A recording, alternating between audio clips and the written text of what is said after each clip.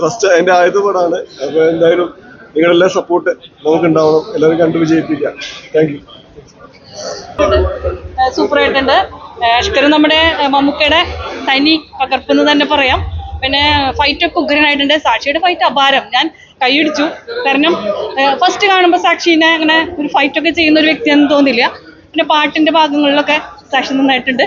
പിന്നെ പുതിയത് മറ്റേ നടിയുടെ പേര് എനിക്കറിയില്ല. എന്നിരുന്നാലും വളരെ നന്നായിട്ട് അഭിനയിച്ചിട്ടുണ്ട്. രാഹുൽ മാധവ് നന്നായിട്ടുണ്ട്. മൊത്തത്തിൽ പടം കളറാണ്. ഫൈറ്റ് ഉണ്ട്, ഒക്കെ ഉണ്ട്. ദിലീപ് നാരായൺ സാറിന്റെ പടം ആണ്. വളരെ നന്നായിട്ട് അദ്ദേഹം അത് കണ്ടക്ട് ചെയ്തിട്ടുണ്ട്. ഇത്രയൊക്കെ എനിക്ക് പറയാനുള്ളൂ. ഓക്കെ.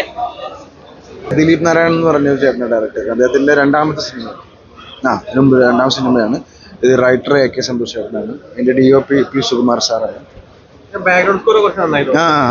ടോട്ടലി എന്റർടൈനിങ് ആണ് സിനിമ, എൻഗേജിങ് ആണ്. ഇതിൽ വർക്ക് ചെയ്ത ആളെന്ന നിലയ്ക്കും പ്രേക്ഷകർ നിലയ്ക്കും എനിക്ക് തോന്നിയ കാര്യം അതാണ്. ബാക്കി ഈ സിനിമയെ പറ്റി പറയേണ്ടത് നിങ്ങളാണ്, പ്രേക്ഷകരാണ്. ഞാൻ നേരത്തെ പറഞ്ഞ പോലെ ഈ സിനിമ പ്രേക്ഷകരിലേക്ക് നിങ്ങൾ എത്തിക്കുക, ഈ സിനിമയെ സപ്പോർട്ട് ചെയ്യുക. Thank you. അഷ്കർ നല്ല രസമായിട്ട്, വളരെ മിതത്വമായിട്ട്. ഞാൻ ആക്ച്വലി അധികം സിനിമകൾ കണ്ടിട്ടില്ല അഷ്കറിന്റെ.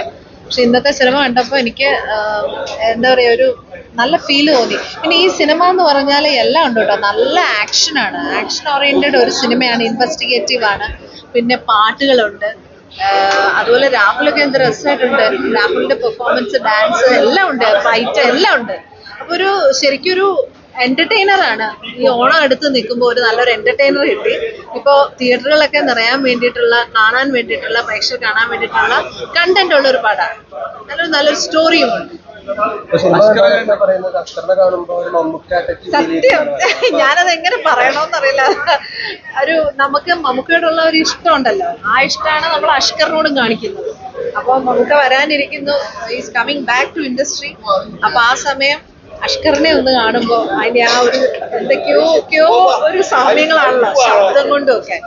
അപ്പൊ എനിക്ക് തോന്നുന്നു ഭയങ്കര രസമുണ്ട്, എൻജോയ് ചെയ്യുന്നുണ്ട്. അതുകൊണ്ട് തന്നെ കൂടുതൽ നമുക്ക് ഇഷ്ടത്തോടുകൂടി കാണാൻ പറ്റും.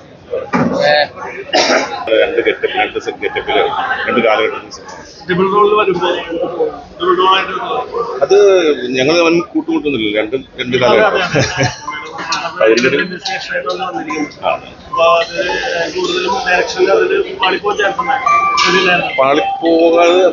പോകാതെ കൊണ്ടുപോയി. അത് തന്നെയാണ് AK സന്തോഷിന്റെ സ്ക്രിപ്റ്റ് റൈറ്ററിന്റെ കഴിവ്. അദ്ദേഹം അങ്ങനെ ചെയ്തു, ഡയറക്ടർ ചെയ്തു.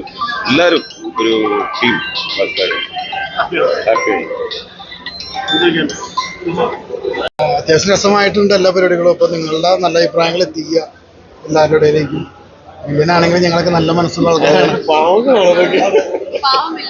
അതെ.